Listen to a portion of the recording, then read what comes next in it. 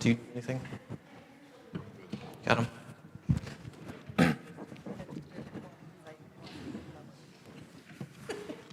You can give me a nod.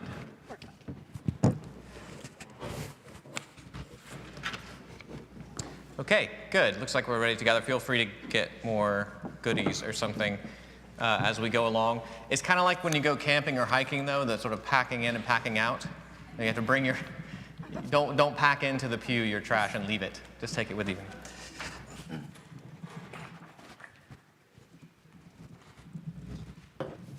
So you should have the main sheet that you need is the one that has the agenda on the front.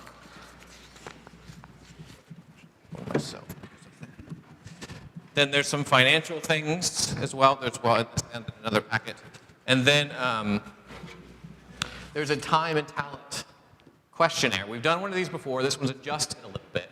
We'd like everyone to be able to fill these out and think about different ways that there might be ways you're already serving, but then and other things that you might be interested in.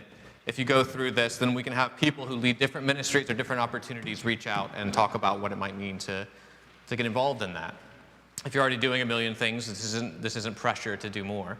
This is opportunity for those wondering how they can plug in more faithfully with us to be able to know what's going on and be able to do so. So please fill out the questionnaire. It'd be great if everyone did it. And you can do it during the treasurer's report. If you don't want to hear all the boring number stuff. I'll second that. Nick's on board with that. Yeah, it's good. Great. So we begin with a declaration of quorum by our clerk, Susan Acquaviva, who nods that we do have a quorum. That's good. I am not Susan, but we do have a quorum. She doesn't want to speak on the microphone. She doesn't do public speaking, right? But according to the rules, we should have 20 people here, and we have 49. Okay, great. Before we get on with any official business, we're going to begin with the opening prayer sheet that you have there.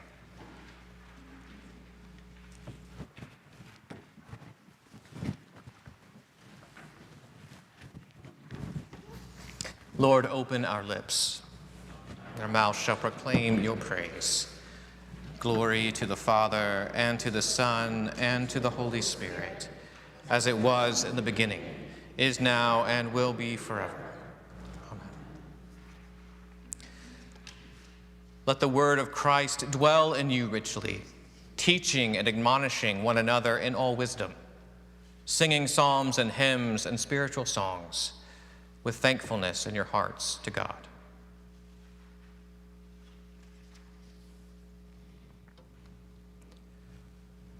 To you, O Lord, I lift up my soul. O my God, in you I trust. You are the God of my salvation. To you, O Lord, I lift up my soul. In you I hope all the day long. O my God, in you I trust. Remember, Lord, your compassion and love, for they are from everlasting. To you, O Lord, I lift up my soul. O my God, in you I trust. Let us pray. Almighty and ever-living God, source of all wisdom and understanding, be present with those who take counsel for the renewal and mission of your church. Teach us in all things to seek first your honor and glory. Guide us to perceive what is right, and grant us both the courage to pursue it and the grace to accomplish it. Make us a community that beholds your marvelous works. Through Jesus Christ our Lord, who lives and reigns with you in the Holy Spirit, one God, now and forever. Amen. Our Father, who art in heaven, hallowed be thy name. Thy kingdom come, thy will be done, on earth as it is in heaven. Give us this day our daily bread, and forgive us our trespasses, as we forgive those who trespass against us. And lead us not into temptation, but deliver us from evil. For thine is the kingdom, and the power, and the glory, forever and ever. Amen. May God, our Redeemer, show us compassion and love, now and forever. Amen. Let us bless the Lord.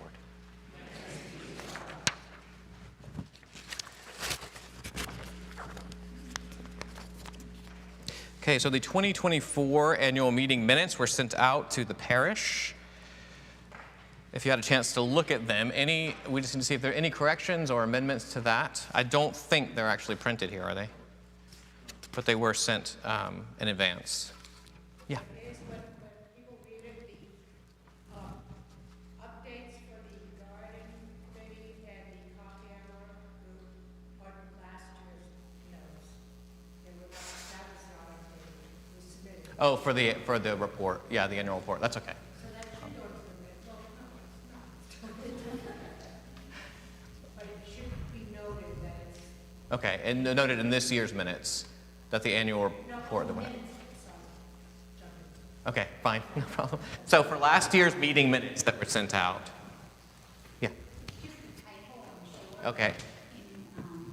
Under open discussion, it says Sue Jukins, and it should say Nancy Jukins. Great. Okay, yeah, good. So we'll change Sue to Nancy. You've never been called by your better half.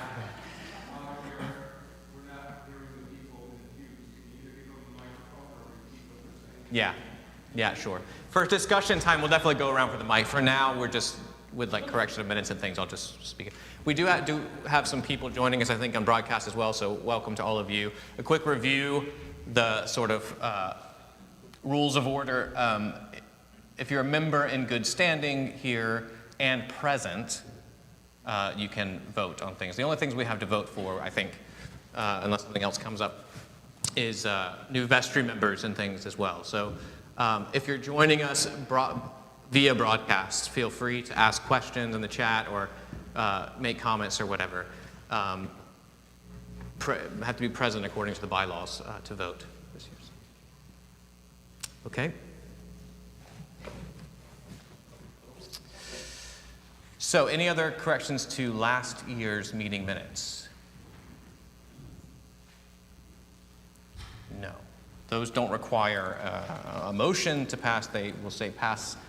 Was there as amended? Yes, because we amended a name. So Nancy's. Great. So the only other introduction to the meeting really is just to go over some things. We'll get a report from Treasurer and Senior Warden. My report, I'll give some thanks and say a few words, but my main report was already, I guess, kind of done in the sermon. And we'll have time for parish open discussion too, so feel free to take down some notes or things that you want to mention. So discussion for the annual meeting are things relevant to the overall life of our parish. Like if you want to suggest like better coffee for coffee hour, or ask why your 6-year-old niece wasn't asked to sing in the Christmas, a solo in the Christmas services or something. That's fine, but not that doesn't need to come up here. Like we'll try to stay on track during our discussion time. And the most important aspect of our meeting, really, other than just gathering together, rejoicing in what God has done and thinking about our future together, is to elect new vestry members and executive committee members. The executive committee is the senior warden, junior warden, treasurer, and clerk. Those names and information about them were also sent out in advance, and we will get to that in due course. One thing that I like to do to make these meetings a little less stale is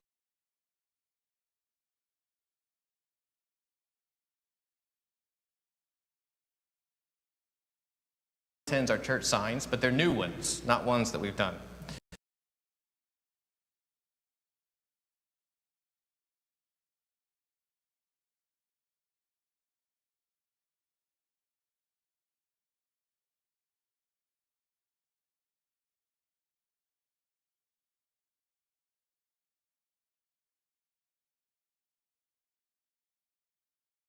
The congregation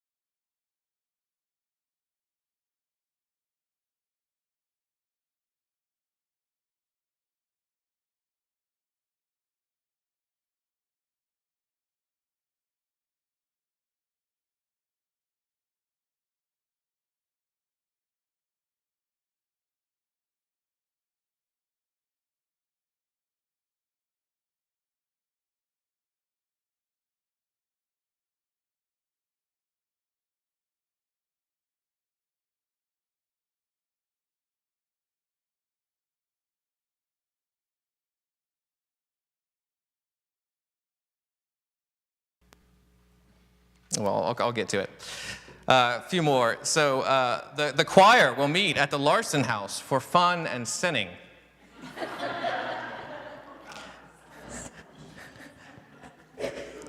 Ladies, I think they meant singing, but. Ladies, don't forget the rummage sale. It is a good chance to get rid of those things not worth keeping around the house.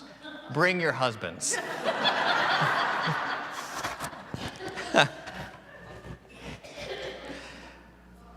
Next Sunday is the family hayride and bonfire at the Fowlers.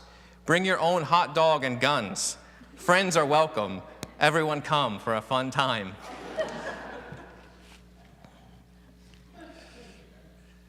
The sermon this morning, Jesus walks on water. The sermon tonight, searching for Jesus.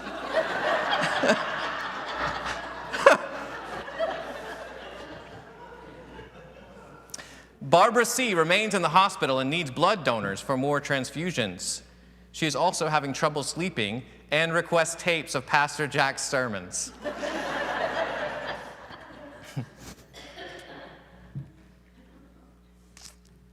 Jean will be leading a weight management series Wednesday nights. She's used the program herself and has been growing like crazy.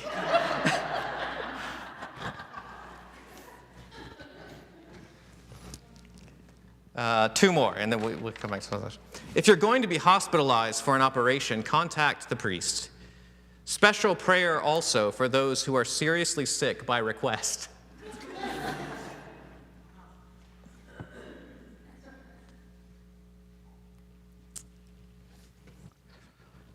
Oh, here it is. This Sunday morning, following services, we will have our monthly fellowship. You really get in trouble with some of these. Please welcome Pastor Don, a caring individual who loves hurting people. All right. We can come back to some of those if we get bored. Nomination committee report and election. I don't have a copy of the full annual report in front of me. I just have what we've handed out. But you should have seen that sent out to the parish. And we have three vestry members standing for election to the vestry. And how this works is we elect them as a parish, and it's a 3-year term for vestry members. We have also people being voted in for the executive committee, which again is the two wardens and the treasurer and clerk. Those are 1-year terms and reelected each year as people stay on. And then we have one member of the vestry who is being elected for another 3rd-year term, who's just finished their term. And then we also have 2 diocesan and deanery reps, which are elected each year as well. So starting with, what we'll do is I'll present all these people. You can sort of wave your hand and make sure everyone knows who and where you are. And we'll do the vote in a slate if we can. If they don't pass, then we'll have to go each person and see who's getting rejected. But we won't need to do that, I don't think. So coming on for another term of the vestry is Pam Jones. Here, Pam has served 3 years now, and it's standing for another 3-year term. And then for the new vestry members coming on for their first 3-year term, we have Kathleen Porter, Kim Wright, and Laura Keenan.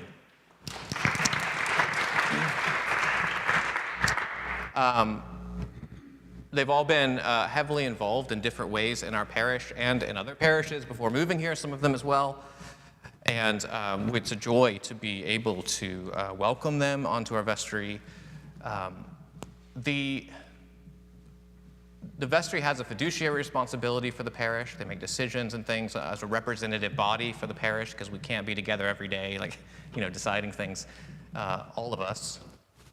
But for me, I always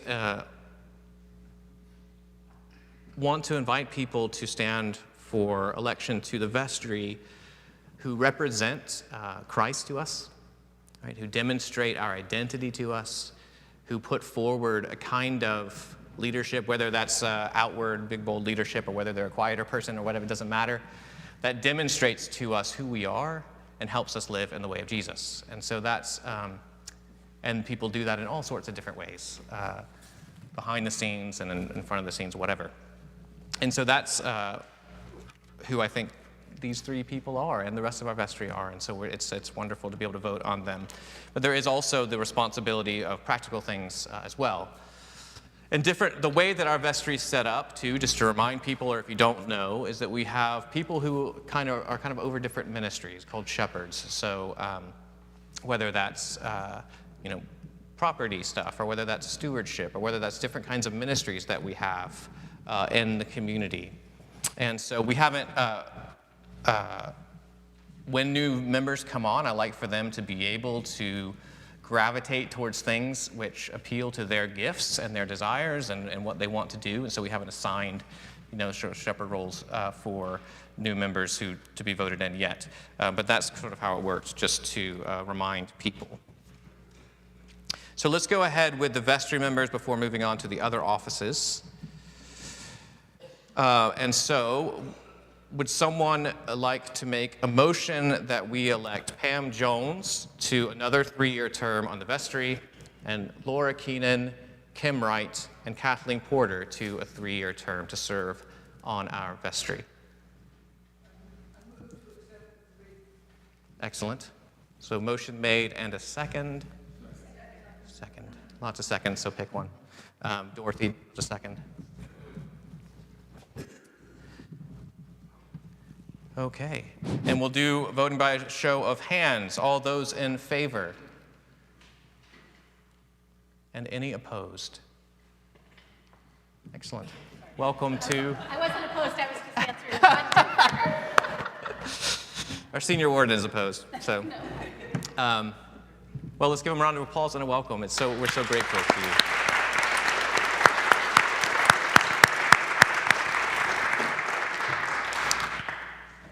I asked them to write something, sort of about themselves that we send out to the parish in advance, which we did this past week in our annual report, because not everyone likes to speak sort of in front of people. But if any of the new people do want to say anything, let me know, and you can jump up and say whatever you like. Moving on to the executive committee. So we have a bit of sort of shift around, potentially to decide on. So our wonderful senior warden, Deirdre Benzina, has been doing 4 years, 3? It's been 3. 3 years, yeah, 3 years. So before that, she was clerk of the vestry. So on the executive committee as clerk of the vestry, and really enjoyed doing that. And while she's enjoyed her time as senior warden, is looking to need to step back a little bit and wants to be the clerk again, which is wonderful. Anything else? That's fine. You have your report later, so you can talk all you want. Which means Susan Aquaviva, our current clerk, will be stepping down from her time with us, which has also been 3 years? Yeah, 3 years also. And so we'll want to give lots of thanks and appreciation for her. And Nick is standing again, Nick Ives, as our treasurer. And then as Deirdre has moved on from senior warden position, Stu has graciously offered to step into that role, so as our senior warden, and Meryl Longval as our junior warden, standing for junior warden Meryl over here. Any questions, thoughts, discussions before we vote on 1-year terms for the executive committee? Would someone like to move to elect Stu Tuthill as senior warden, Meryl Longval as junior warden, Deirdre Benzina as a clerk, and Nick Ives as treasurer for this year of 2025?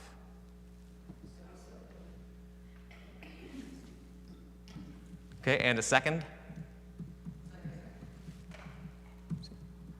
Got it? Got somebody? Okay, good. All those in favor? And any opposed? Excellent. Thank you very much, Executive Committee.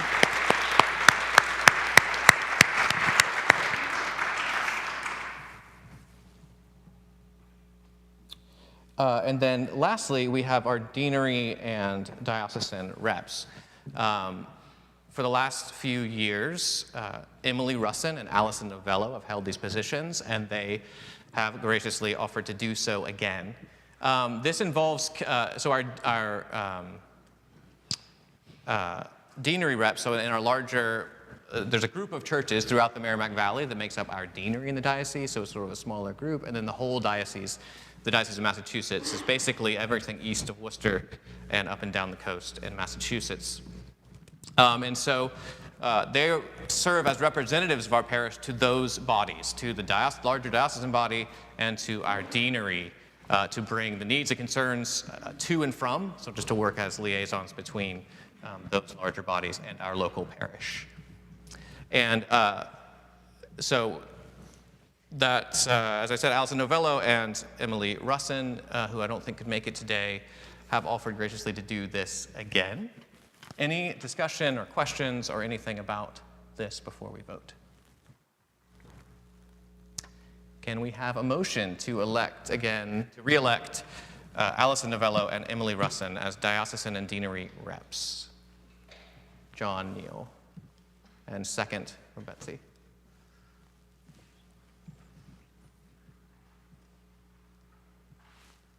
Okay. Yeah, we had a second, yeah. So, yeah. And all those in favor? Any opposed? Excellent. Thanks very much. Thank you, Allison.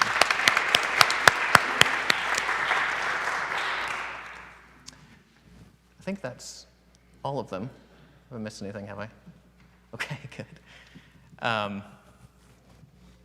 Yeah, we also have a more senior priest who worked as a canon in a diocese here. And so, Canon David, did I miss anything? I don't have Robert's Rules of Orders in front of me. All official, all done. Okay, good. So that's that. We're going to move on from this nomination committee report. Oh, I should have said too, in this parish, the nomination committee is the executive committee. So whenever for yourself or someone else, if you want to recommend someone for one of these offices in the church, you can approach anyone in the executive committee to nominate them and put them forward in future years. We're now going to move on to Deirdre's Senior Warden Report. Great, thank you. So first, I just want to say thank you so much to everybody for your support over the last 3 years as I've served as senior warden, and specifically Stu Tuthill, who in a million different ways does things that need to be done and never takes credit for them, and often does things that kind of save and support me. So I'm so grateful for that. I just wanted to share a little story. For some of you who don't know, on Sundays and Mondays, I'm directing Mary Poppins, and I have upwards of 60 children who are in the church here, in the church basement, rehearsing Mary Poppins. And one little girl in particular is very, very outgoing and wants to know when Mary is playing the organ, what that beautiful sound is, and introduces herself to the men in the 12-step groups and is curious about what they are serving at Among Friends for meals. And a couple weeks ago, before they went on vacation, she said to me, "Deirdre, I just have to say, this church does a lot." And I said, "Well, tell me what you mean by that." And she said, "I mean, in one day, people are knitting, feeding people, helping people become better people, creating beautiful music." And what I was struck by is she's maybe 8 or 9. And I feel like this 8 or 9-year-old who comes into this building twice a week is getting what we're doing. Right? So I think sometimes we are having impacts we don't even know, right? We don't know. When kids come in and, Mary graciously says, "Come sit by me and let me show you how an organ works." That's impactful. When this wonderful man at AA, she said to him, "What do you do here?" And he said, "We work on becoming better people." And she said, my grandmother could use that. And he said, she is always welcome. But I think we are a place where a lot of incredible things are going on. Some are very visible, and some are happening behind the scenes. And I feel like that is what drew me to this church, over 15 years ago. So I think, obviously, among friends, providing space for several recovery groups, providing a venue for 10 arts and cultural events this year, with a lot of support from my friend Bronson. Hosting our community wreath sale, which, is a fundraiser, but also had Santa and Buddy the Elf and beautiful choir music and free cookies. And I think people come in here and they feel welcomed. Providing space for community services, NAM, Afghan Women's Workshop, the weekly Afghan Women's Group. And finally, continuing to help the Karimi and Tashi families as they transition in Amesbury. So, there are so many people that, could be thanked for the things that they do in small and large ways, but I feel like being able to serve as part of a church where the mission is so outward. I have been in churches where it mattered that the flowers were perfect or, the paint was exactly right. Not taking it away from Dorothy Doyle, who totally knows her paint colors. Incredible. But I think most of what we do here is about helping and supporting other people, and I think that's really special. Father Jared mentioned the Time and Talents questionnaire, and I think, it is sometimes easy to assume that it's all getting done because a lot of people are doing things very, very well. But I wanted to just share from 1 Peter that says, each of you should use whatever gift you have received to serve others as faithful stewards of God's grace in its various forms. And I think, it is easy to feel like we are so busy, we are so overwhelmed, there's so much to do. But if there is something after prayer and reflection and time that you think you are drawn to help with, we still need drivers for medical appointments. We still need help with arts and culture events. We still could use people to bake brownies on a Sunday, right? So if there's a way that you feel like you could help and you're drawn to it, please come speak to one of us. And again, thank you so much. I have felt very, very supported in this role, and I'm so appreciative.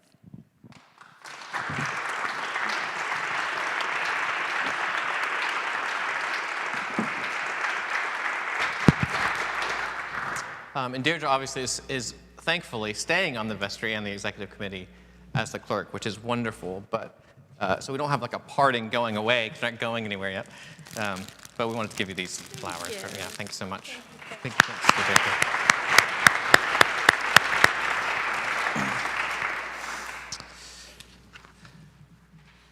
Nick, you're up. Great. Well, thank you, everyone. And following Jared's jokes, I hope you have a few in reserve. And following Deirdre's remarks, brace yourself. Go refill your coffees or get some more sugar if you need to. I'll try not to make this too much of a snoozer. Going over all our financial information, and I'll summarize too. I know in the packet there's a fair bit of information there. And it might be in bean counter language because I'm an accountant, so this is how I understand it. So, and the reports that we have to submit to the diocese and elsewhere. So that's the format I put it in. And if it doesn't make sense to you, I'll try to make a little bit of sense of it with a few remarks here. But there's certainly a lot of detail, and I'm open to questions. No one's going to confuse me with a radio personality. So if I'm droning on, don't hesitate to let me know as well. So we'll start off with how we did this year. When we look at our budget to actual report. We had budgeted, I think, roughly a $16,000 deficit, and then we ended the year with a $45,000 deficit. And so, the fair question would be, well, what the heck happened? How was that? And it's a number of things. And I don't want to sound negative, but because we do have a lot of positive things going on here at the church. I think Deirdre mentioned it very eloquently, and the impressions that an 8-year-old girl said really ring true. But it is a struggle. It's a struggle financially to make it happen. The financial piece is a fairly key component of it to make it happen. I know we all do a lot here towards that, and it is greatly appreciated. But yeah, getting back to our deficit, the big picture is we were hoping to get some renter here for a while. I think that that we had budgeted about 18 or so thousand for the year. That didn't quite materialize, unfortunately. But we were fairly confident. We were well along the way with those discussions. But those things happen. We also had a major sewer issue during the year too, which hit us up for roughly 17,000. So those two things were the big dents, not so good things. But I do want to be perfectly as transparent as I can be and give you the full information. On the positive side, pledges were great. They were great throughout the year. We had budgeted, I think, 275,000, and we actually came out with 290,000 in pledges. And it wasn't one of those deals where you heard me get up in the summer or early fall saying, "Okay, come on, you dust off your pledges. If you've been asleep on them, time to pony up." People gave, and they gave consistently. So I really appreciate that. I mean, we all do. We are the church, as we have said before. We rely on pledges. We don't. That's the big driver of our day-to-day operation. Right now, as far as pledges are concerned, we're about at $275,000 so far for our fiscal year 2025, and we are hoping to get that up to $300,000. And I think that's a reasonable ask. Last year we came in at $290,000 in pledges, so that kind of increase I'm hoping is feasible. As far as other highlights from 2024, we paid off our diocesan assessment in full. Thanks to Stu, we got a reduction of 10,000, so that went down to 28, and we did get that paid off. As far as other items, we also gave you a balance sheet. I won't go into that too much. That basically says, okay, what are the assets you had on hand? What are the liabilities, the amount you owed at the end of the year? And then the difference between those two things is your overall equity. From an asset side, yeah, you look at the church. Sure, it's valued at admittedly millions of dollars. That's really a paper number. The thing you have to look at is our operating cash. We had about $7,000 of operating cash at the end of the year last year. That might sound like a healthy number. To be honest, it's really not. It's really only 3 to 4 days of operations when you think, it easily costs well over $1,000 a day to run the church. That's about maybe a week's, but even now, it's not quite that. As far as other things on the balance sheet, there's also our investments. There was an investment report that Mark Davis so graciously put together, very detailed, very informative. I won't drone on about that, but if people have questions on it, I'll do my best to answer, although I will definitely say that Mark is the subject matter expert there. So then when we move on to our budget for 2025, that one was much briefer than all the other numbers that I gave you. That one was definitely the summarized version. So I appreciate Allison, with all the many things that she does, Allison Novello, putting together the budget and doing all the day-to-day bookkeeping that she does. Many kudos to her for that. When you look at it, right now we've got pledges and plate offerings of $314,000. That's $300,000 of pledges that we're hoping to get, as well as various other miscellaneous gifts of $14,000. That's the budgeted amount that we're hoping. Like I said, we're at $275,000 in pledges now, and hoping that we can reach our $300,000 goal.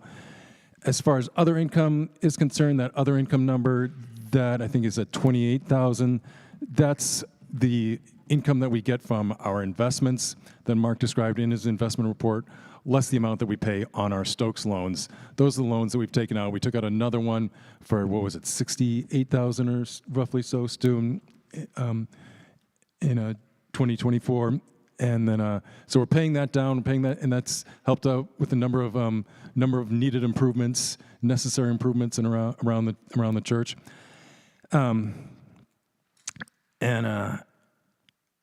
And then we also have our fair and fundraising. So many kudos to Dorothy and her group for the fun and productive wreath sale.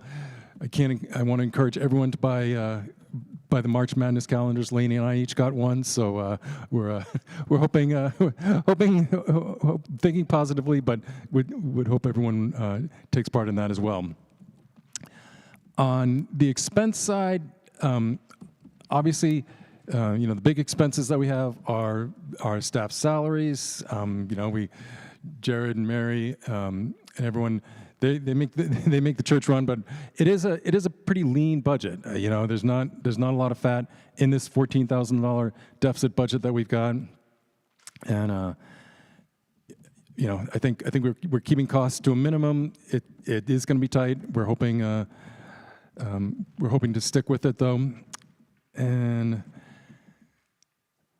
yeah, that's pretty much it. I know I've gone through a lot of the financial information quickly. I don't know if we need any more parish jokes from Jared or whatnot, but no, I do appreciate everyone listening. I appreciate people's pledges, people giving their time and talent, because that is what makes it a special place. What makes this a special place, as Deirdre mentioned in her report. And open to any questions, comments, thoughts. I'll just add a comment or two. Yeah. One is there's one other sheet that you have is the budget for this year laid out, so you can have a look at that, and that, but which he described with the negative $14,000 deficit. And the other thing that Nick mentioned is that we're at 275 right now for pledges, and budgeted for 300, because there's still about 10, maybe a little more. I thought it was more like 15 people. We may have had a few more coming, yeah, but 15 people pledges. who are here and pledge every year and normally, who haven't yet. And so if that's something that's just slipped your mind, try to get that in ASAP. If there's changes in circumstance in your life and there are ways that we can support you and you're unable to give in the way that you have in the past, it is just as holy, good, and right to be loved and cared for as it is to give for the love and care of others. And so just reach out and let me know what's going on with that if you need to. There's always, unfortunately, some people who die or move away and we lose it, and then there's new people who come, right? So there's always some turnover. But so not counting those, though, counting people who are just regularly here, there are some who have neglected to do that. And this is not a scolding, this is just a loving reminder. I think there was something else I was going to say as well. We mentioned Stokes loans. As a reminder, those are from the diocese, a very low rate, like 1.7 or something. Under 2%, yeah, it is around 1.7. For building purposes only. So we had,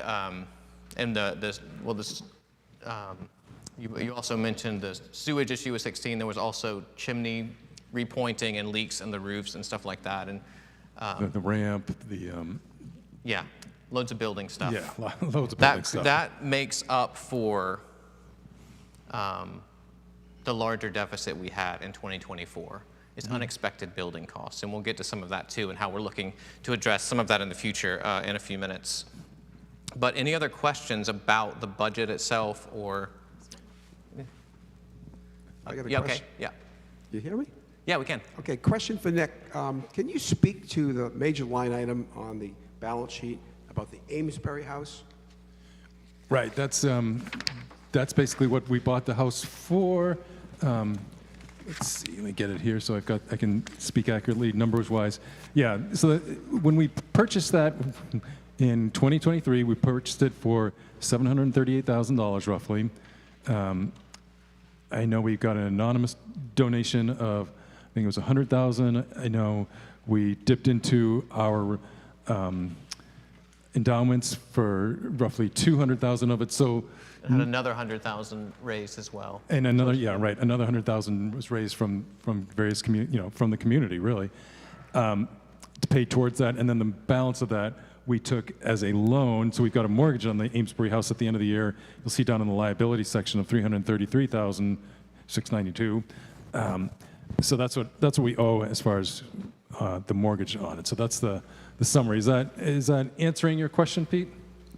So is that property break even for the church right now? Yeah, no, it is breaking even. We are charging them roughly $3,400 a month, $1,750, call it, so $3,500 a month is the rental income that we're getting from the two families, and then our mortgage expense is roughly $3,350 roughly a month. So we're clearing a little bit to cover any unforeseen costs on the property, that type of thing, but I think, yeah, it's certainly a fair rent for them as well. So the bottom line with that is that we put such a large down payment down, through fundraising and things, so that there would be a small enough mortgage for the tenants to cover that themselves, and we don't have the ongoing monthly costs of the mortgage that's covered by the rent. That was the point of it. Nick, I think the question is that you have an expenditure of $72,500. What's the offsetting revenue that makes it break even? Say that again now? So under your budget, you've got a property expense of $72,500, but that's not just the Ames. No, That's that's this not, property. Yeah, that's for the church here, not for the Amesbury house. Those are property costs here. That was where that sewer issue. That's for just the general maintenance of the church as well. Goes into that property category. Great questions. Thank you. Glad So people are paying in that attention. property, that line covers like normal utility bills, stuff like that, and also repairs and upkeep. And so Yeah, it's good. all the building expenses included in that line. Go ahead, Allison. Yeah. I can clarify that a little Yeah, bit. sure. If you look at the approved budget 2025, and you see the property line item, that's line 50, that's number 5,700. And then if you look at the detailed budget for the budget to actuals, if you find 5,700, you'll see the breakdown that is within that line item. I think that clarifies it. Property is heating, electricity, everything that maintenance, when we buy cleaning supplies, anything like that falls under property. So hopefully that clarifies that. Thanks, Allison. Dorothy? Hi. And I think it helps to know that on the Amesbury property, the rent that's collected every month covers our mortgage, principal and interest, the insurance on that property, and the property taxes on that property.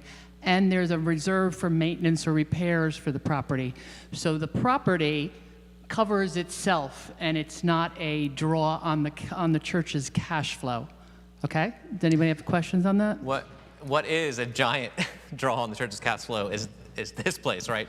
Upkeeping this beautiful This beautiful historic buildings building. and historic buildings that we have cost a lot, and there are unexpected things often as well, which we try to plan for, but can't always. And so, like I said, in last year's, the building expenses of repairs and things here accounted for the entirety of that increase in the deficit last year.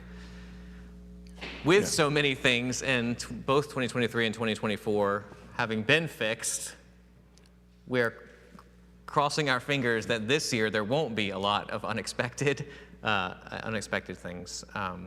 But you never know, and it always happens. And we're grateful for the space that God has given us, and we're stewards of it, and that's part of our life together.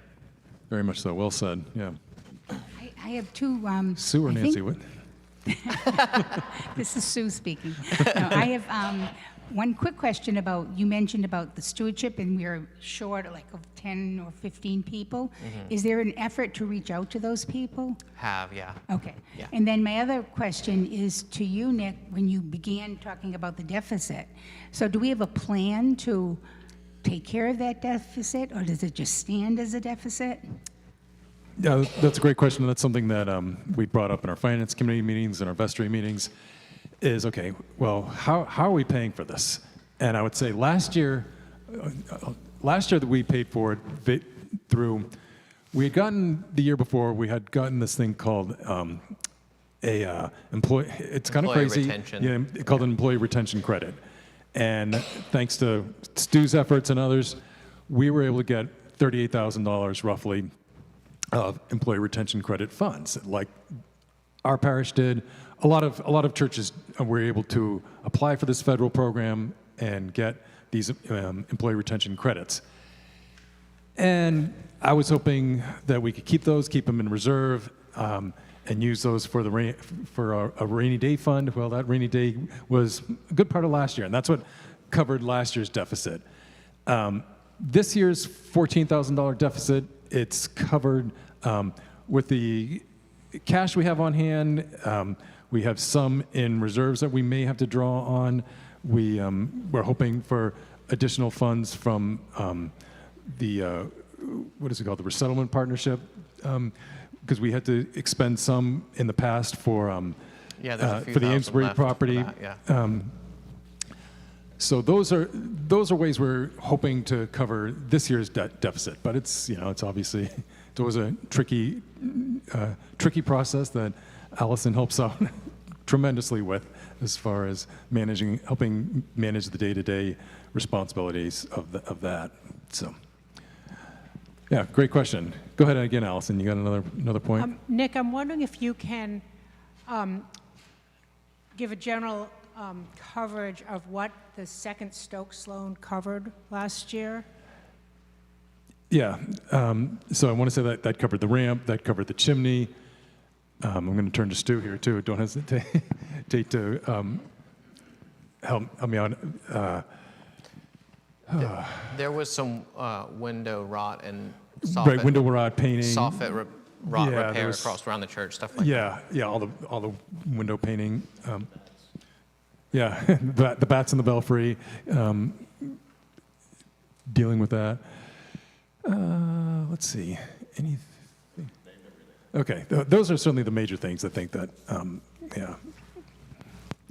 But we don't. I guess we should have that. Should have had that in front of us. But we do have. I mean, it's a form filled out listing everything.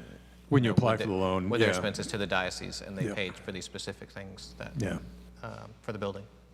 The only reason we are able to get that Stokes loan is because we are current with our assessment. Right. Yeah. Right. So as a member of the Diocese of Massachusetts, we pay a annual assessment. Well, yeah, that's exactly what it is, which covers their expenses. It also covers a lot of their philanthropic part of what they do. Yeah. Yep. Bronson.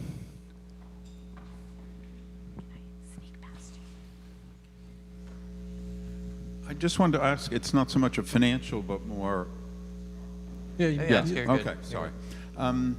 What's the long-term plan? I guess the long-term, by that I mean 10 years down the road, for ownership of the Amesbury house. Is it, the thought is to own it in perpetuity for the families?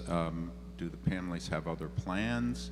Or is the church, what is the church's long-term plan for that?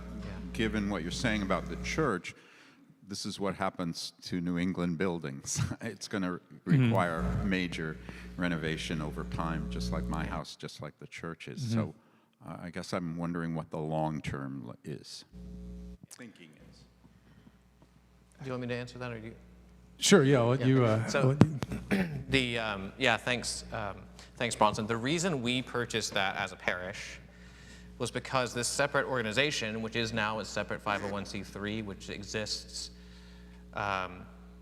to create affordable and sustainable housing for forcibly displaced people or refugees called the Resettlement Partnership, which is a partnership with the other local faith communities that have been a part of this work, the New American Association of Massachusetts, and several other individuals and people who work in affordable housing and or refugee resettlement. It does now exist and can fundraise on its own and things like that. It didn't at the time yet. We were still forming this organization, and a house came up that was, actually feasible and possible and inexpensive enough, to get. And so we had to jump on it at the time. So the plan in the long term is for the Resettlement Partnership to take ownership over of that house once we recuperate what we put in for the down payment through fundraising through TRP or the Resettlement Partnership. So that's the long-term plan. So no, we're not planning to be long-term landlords.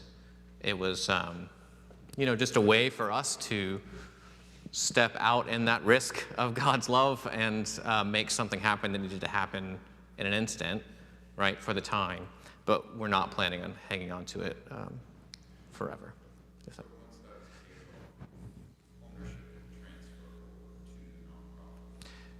Yeah, we pitched in, if you recall, some, and Nick referred to it, from endowment funds. So that paid back to us. That's coming back. That was a sort of, loan for lack of a better word, to buy the house. So when we raise the funds, so we're also raising the Resettlement Partnership. We're also raising to build about 8 other units on 3 different lots, right? And then also for the Amesbury house.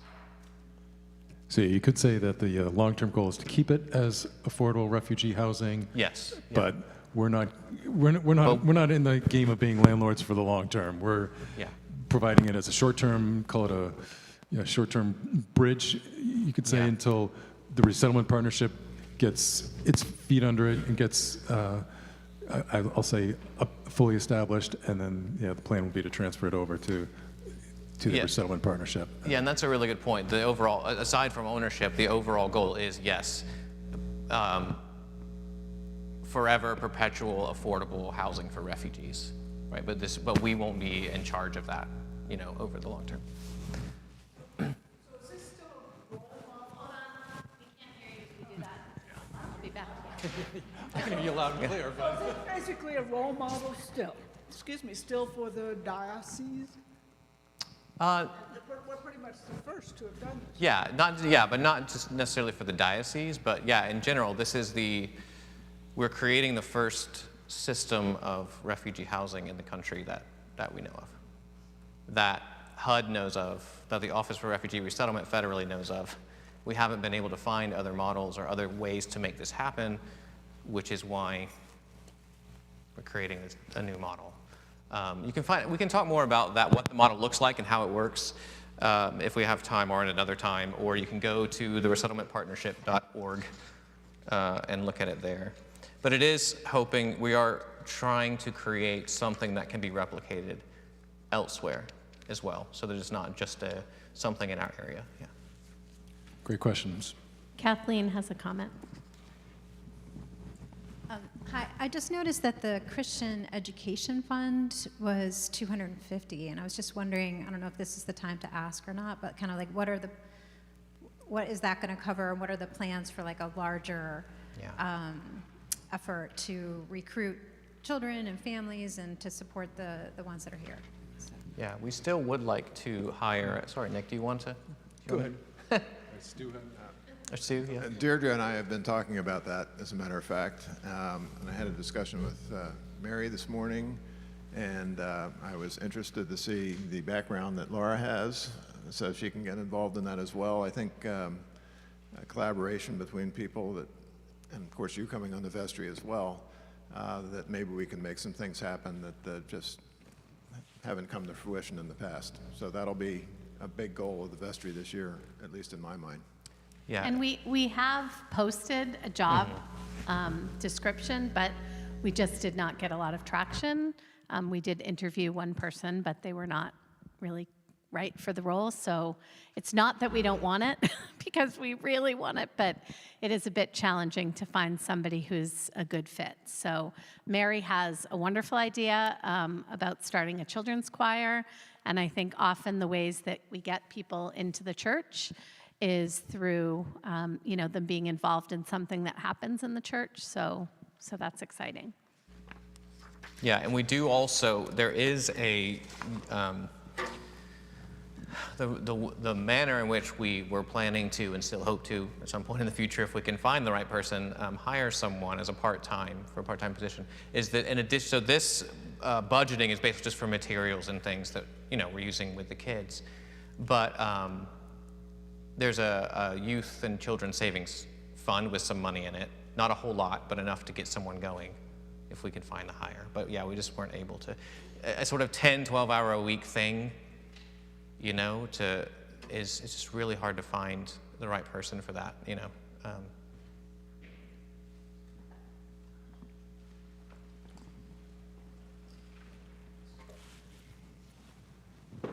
Is there talk about doing a capital funds for this coming year, and would some of that money be designated towards the organ repair?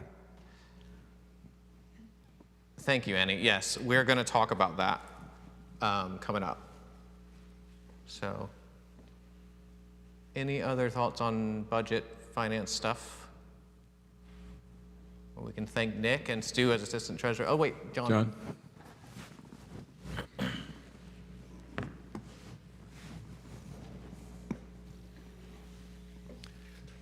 I'd just like to say how grateful I am to Father Jared for my opportunity to worship, and for the spiritual uplift that we gain all during the year. And I'd just like to say in general, thank you very much. It's been a wonderful year. Thanks, John.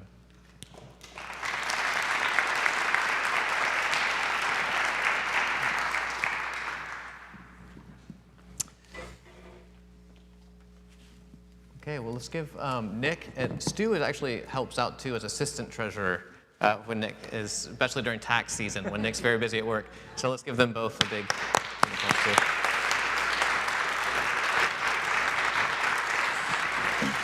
Yeah, many thanks to everyone on the finance committee. This is definitely, it takes a village. It's a big undertaking. So many thank yous there. Absolutely. Okay, so next on the agenda is Rector's Report. Now, I already sort of said what I wanted to say, I think, mostly in a sermon, but I just wanted to give some thanks to some specific people and ministries and things happening in the parish. We're all members of Christ's body and of one another, and we make this community what it is, and I think celebrating each other and the tremendous efforts of this past year is really important. And so I want to thank our executive committee, which has been Deirdre Benzina, Stu Tuthill, Nick Ives, and Susan Aquaviva. They work diligently to make sure our life and ministry together is carried out effectively and well. Their voices and wisdom sustain and guide us in that work also. And our vestry also joins them in wise counsel, decision-making as representatives of the whole community, and in spiritual leadership of the parish.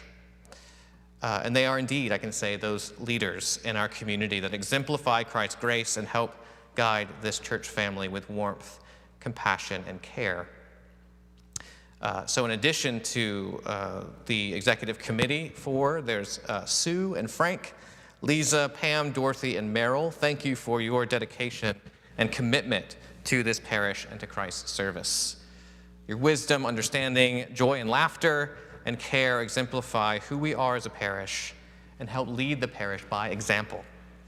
And your care for this community has been a constant source of sustenance and strength for us throughout this past year, and to me personally as your priest, and we thank you. So let's give a round of applause to the vestry. So, and as we mentioned earlier when we elected new vestry members, 2 of our vestry members are rotating off. One is Lisa Reed, who had to head home to take care of a family member who's unwell, and so I have something for her. And then the other is Susan Aquaviva, and we have a bit of a tradition over the past few years of giving vestry members rotating off an icon of our patron, St. Paul. And there's that, and there's a little card. So that's for you, Susan. And we're so grateful to you for all that you do and the joy that you bring this parish. So thank you.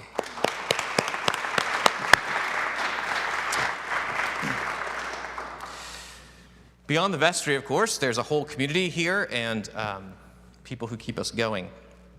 The choir, the beautiful offering of music and our worship, Anne Tuthill and the Altar Guild, Tom, and the lay Hussey and the lay Eucharistic ministers, Bob Keller and the lectors, LD, Nancy, and all the knitters making prayer shawls, and all those who make pastoral calls and visits and check on people in the parish, including Priscilla and our lay Eucharistic visitors who take home communion to people. Tom and Ed and the whole broadcast team, Ruth and our ushers, our amazing dedicated choir again, Bronson, Deirdre, and all who have helped with concerts and different events, arts events here. Dorothy, Lisa, and others organizing fundraisers and events, and all those working behind the scenes on the property committee. We had a lot to talk about that. The finance committee, stewardship committee, and all our teams who are committed to flourishing in our parish and who help manage our day-to-day affairs with great purpose and meaning. Thank you to also Deirdre and Lainey Ives and Mary Manser and Mia Manser, Julie Havey and James Moore for being involved in teaching and caring for our children on Sundays in this vital and important ministry. Also, special thanks to Bonnie Schultz and all the volunteers for Among Friends, and to Meryl, Ed, Stu, Lisa, Curtis, Laura, and Deb, who serve on the advisory board for Among Friends. This ministry is thriving more and more and more each year. Over 18,000 meals served in 2024. And so grateful to this parish, to all who are involved and volunteer, and those around us in our community who come and join us in this ministry as well. And of course, I want to thank our wonderful staff. First, a beloved staff member who moved on to retirement last year and is embarrassed with how happy he is and feels guilty almost with what joy retirement is bringing. We had lunch week before last, and that's Mark. Mark Meyer, who was here for 19 years, and he and Virginia both were such a central part of our life together. Mark isn't here in Virginia, of course. Why would you go to an annual meeting once you retire from the place? But we can give them we can send out a round of applause to them in Thanksgiving. And of course, there's Deb, who keeps things afloat in the parish as our parish administrator and is truly a companion in our ministry together and has a heart the size of Texas and is a dear friend to me and to so many of us. And announcement too, that Deb will be entering her own retirement at the end of April. So we will miss her dearly. But we also wish her as much happiness as Mark is having in his retirement. Mark Murphy, our sexton, has done an incredible job in keeping things in good order around the property. And Mark, we're so thankful to you and to Val being here for your presence with us, your smiles and your kindness, and all the hard work that you put in as well. So thank you to Mark.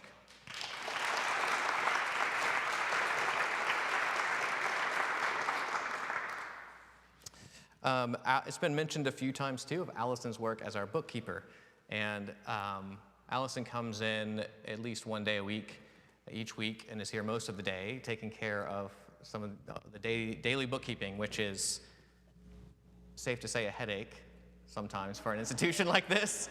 And sometimes, so she does a wonderful job, and so thank you, Allison, for that as well. And to Tom Hussey, sorry, go ahead. And Tom Hussey, who's our bursar as well, who keeps track of the pledges and the giving, and is also here about one day a week, taking care of those things. And so we thank Tom, who I think is not here with us today, but thanks to him. And we were blessed to welcome a couple of new staff as well. Mary Jodis is our remarkable, talented, devoted, and energetic music director. You've been such a blessing to us. We're thrilled that you joined our parish community, and we look forward to years of service together going forward. So thank you, Mary.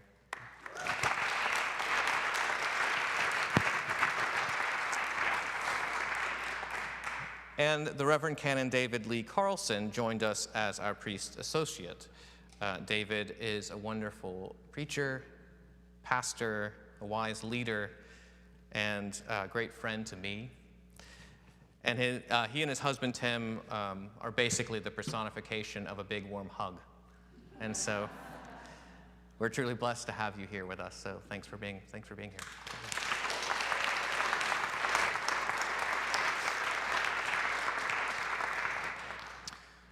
Also, just want to give a general thanks to those involved in other ministries that serve our community in such vital ways. Mentioned other ministries in the parish and also Among Friends meal program.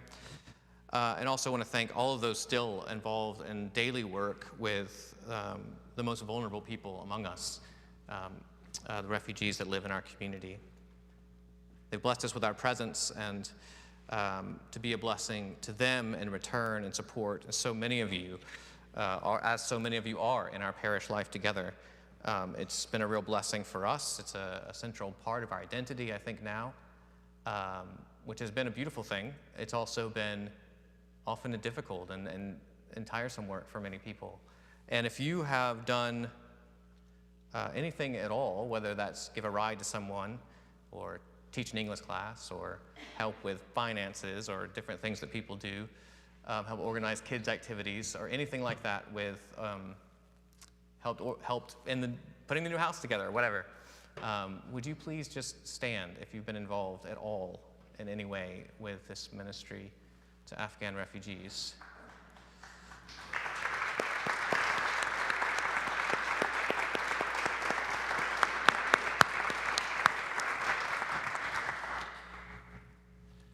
I know some of you didn't stand, who I know have done some things, maybe just didn't want to, and that's fine. I do know that a couple of the boys' sort of best friend and favorite driver is Bronson to soccer practice, and he remains sitting, so thank you. Give him chocolates, yeah. A major thank you to all who joined us as new members in 2024 as well. To be members of this parish family, we're thrilled you're here. We need you, and you make us who we are. You're part of our family now. And so thank you so much to you. I said in my sermon/address today, too, that how grateful I am in this time in my own life for all of you and for the support and love that I've received. So I won't say any more about that, but I do want to express that genuinely and deeply. As we look toward the past year, we also finally want to give God thanks and lift up in prayer and thanksgiving members of our parish family that died in 2024 and now rest in eternal peace. Lois Schofield, Joe Donathan, Carol Sullivan, Virginia Rogers, Stephen Kane, and Barbara Kane. And we remember also before God's loving mercy the numerous other family members and loved ones of parishioners who died in 2024. Rest eternal grant to them, O Lord, and let light perpetual shine upon them. And may their souls and the souls of all the departed through the mercy of God rest in peace.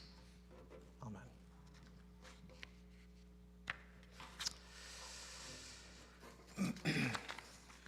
So, left on the agenda is open discussion for the parish. So anything that you have that you might want to bring up, but there are a few things that Annie already addressed, and a few other things I want to make sure get addressed. We talked already also too a bit about the resettlement partnership and trying to introduce that a little more to you. Mentioned Deb's retirement. Another thing that's happening this year is that in the Diocese of Massachusetts, every 5 years, priests get a sabbatical. And I'm coming up on 5 years here this summer, and we'll be taking the summer months, 3 months of sabbatical time. And so we're preparing for that now and what that looks like. And everything will continue to run and function as normal. Ken and David is here often, and then others will also be filling in and for our ministry and life together.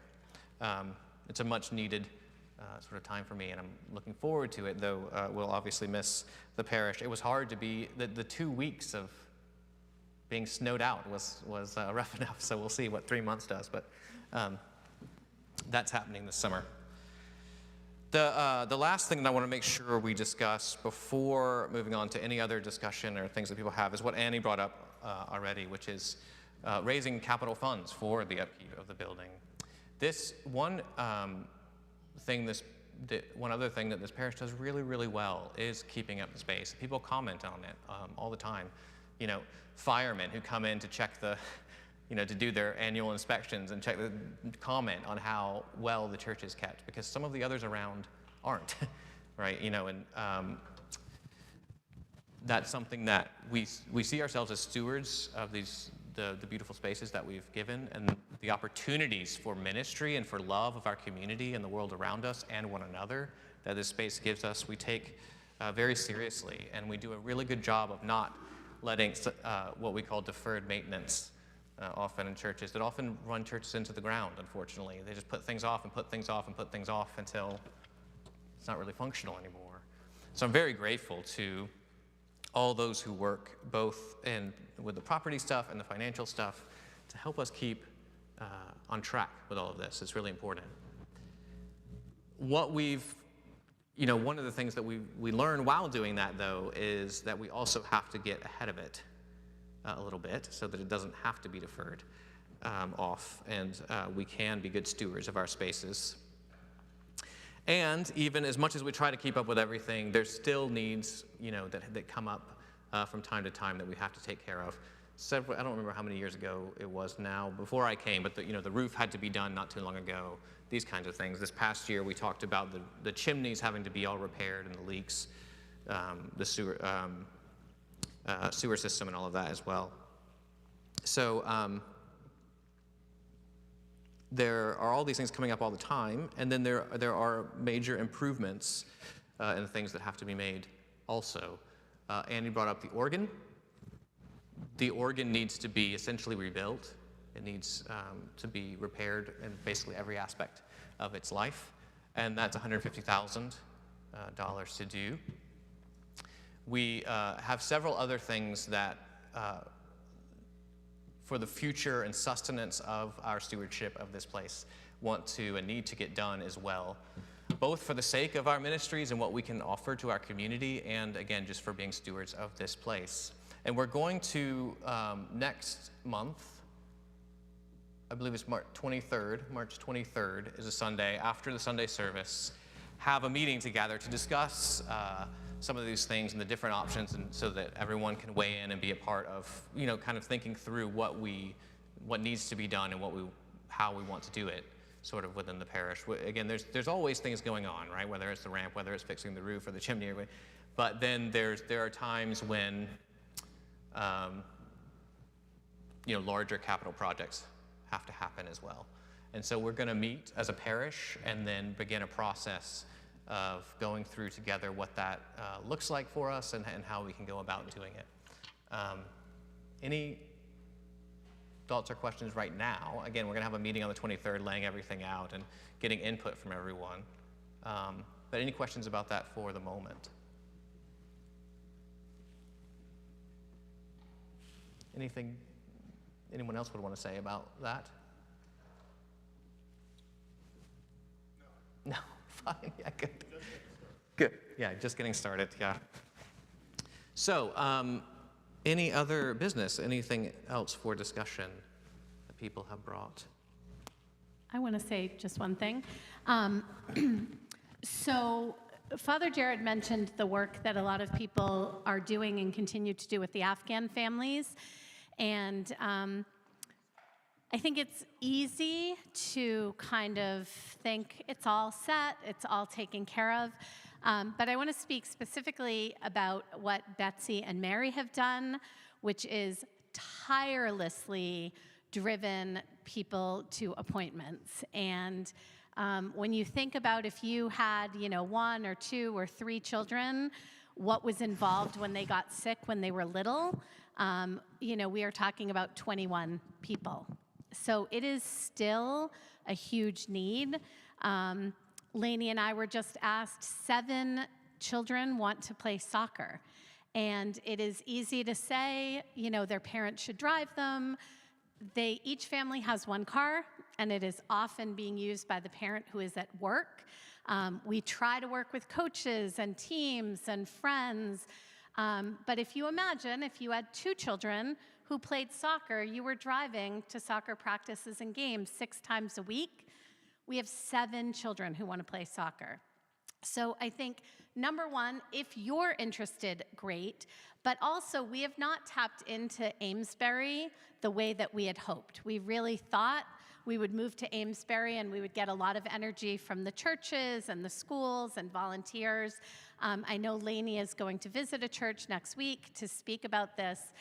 But if you do know people specifically of young children who might even have children who are on sports teams, or somebody in Amesbury who happens to be a doctor, a nurse who might be able to help with medical, we are really asking that people reach out outside of the church, because a lot of you in the church are already doing a lot.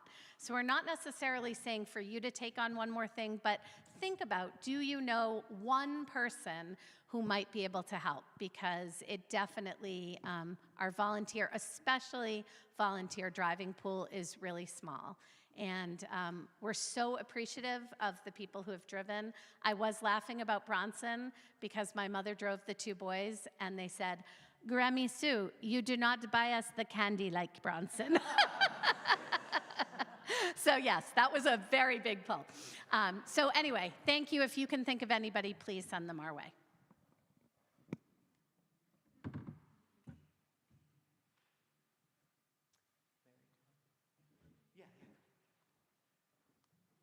I've asked Mary if she wanted to just come up and say a few things too, as our You have to director, and think of, people can't hear you. Oh. Unless you're on. any plans and things about.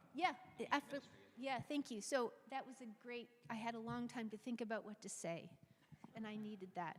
So I've been here 5 months, and I've found that it's a very welcoming place. So thank you all. The choir's been great. You've all been great. Father Jared, Father David, great. I like to use the music program, as I have in my other churches, for evangelism.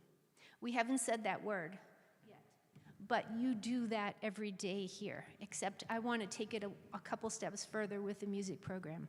So Deirdre's got 60 kids downstairs. I have a lot of experience with kids' choirs. I started one in Marblehead using Royal School of Church Music program, and my kids sang with my adult choir every month. They learned Anglican chant. They were the top line, the sopranos of my adult choir. They sang evensong. They did the Four Requiem. They did a lot of things. Our issue here is not getting kids into the building. It's talking the kids into doing a sacred program. So Newburyport is fabulous. You've got so many theater things. I love theater. I play musical theater, by the way, a lot. I love that. So, and it's wonderful. But what we really need is a kids choir program right here in this church. It brings families in. And it brings the kids up there, and it teaches them the traditions of our church. Because if you don't do that, we won't have a church in 20 or 30 years. We won't. They won't know the Lord's Prayer. They won't know the hymns. We won't have a church. We want a church because it's worth preserving. What we do is very important, from in here to downstairs to among friends. So that's why we need the kids' choir. I'm probably going to do a trial kids choir for Easter, and then Deirdre and I will probably talk about how to arrange that in a bigger way for the fall. So Bronson and I have talked about doing some lunchtime organ concerts in the chapel. the more sacred things I can bring to the table. I know we have tons of concerts, which is fabulous, and we need more of that, but more even songs, right? These are sacred presentations of music aside from Sunday morning that can get people into the church and say, hey, I really like that even song. That was a wonderful Magnificat, maybe. But the more they hear that, and the more they hear, maybe they'll hear Foray Requiem from us next fall. You never know. But the more I can bring the music program outside of the church to bring people in is what I'm here for. So thank you for 5 good months. Let's keep it going.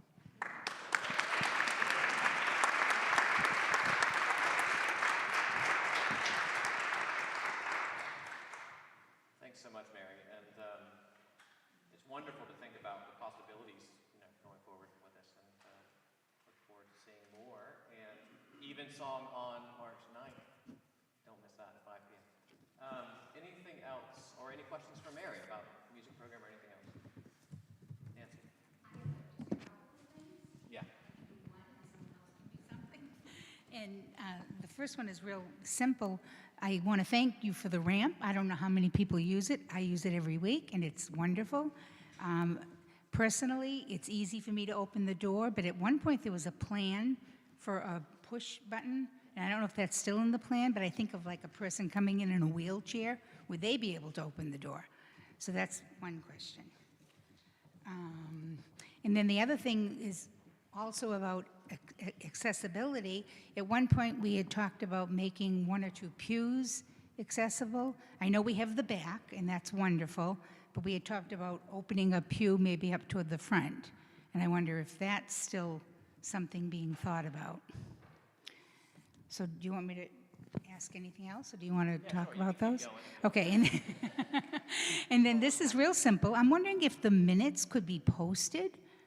At one point, for a little while, they were being posted. I'm lucky, I have an in. I can call Deb, and she'll send me a copy. But I think it's good for people to be aware of what's going on, and just, you don't have to send them out, but even if they were just posted on a bulletin board, that would be good for... Vestry minutes, you mean? I mean the vestry minutes, yes, yes.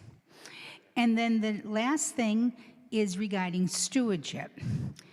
And we haven't heard a lot about it. And I'm wondering if maybe there could be bulletin notices about, like, how, we talked about it today, but like about how many people have pledged. I know when I did it for many years, and I almost weekly put something in the bulletin, real simple, just, we are now at 72 pledges for a total of $200,000. And that would be helpful to the people. We know that there's a need for money, we keep hearing that, but if we knew like how many pledges there were and how many pledges we should be having, that might be helpful. And is there a shepherd for stewardship? That, I know when I was on the vestry, I was the shepherd for stewardship. And that person doesn't have to do the stewardship, but they would like make sure that it was being done. And that's it. Thanks, Nancy. You can just run down those two. Were you going to say something? Yeah, I think I can address all those. We got the ramp in.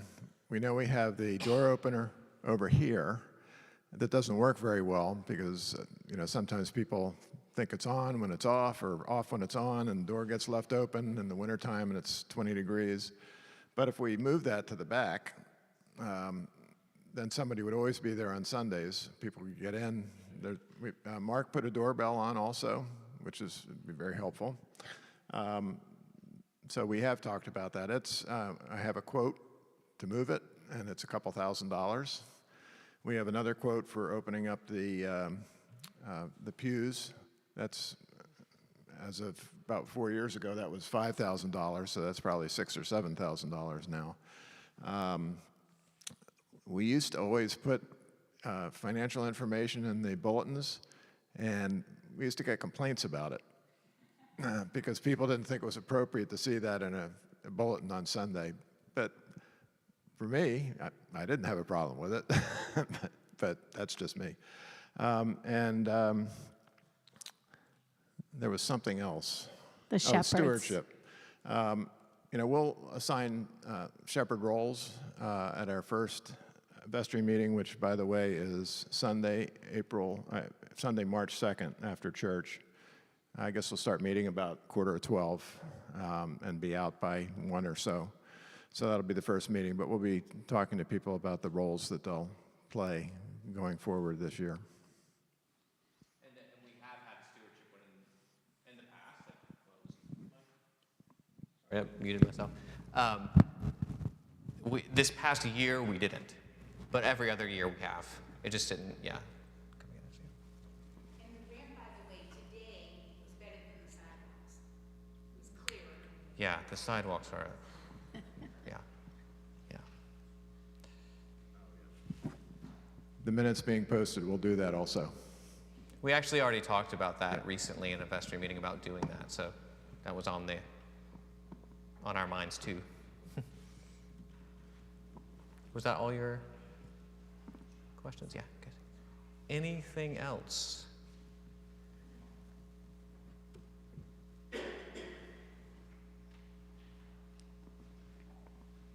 Okay. Thank you, everyone. I think we will have a closing prayer and then move to adjourn. Stu, our new and current senior warden, would you like to pray us out, please?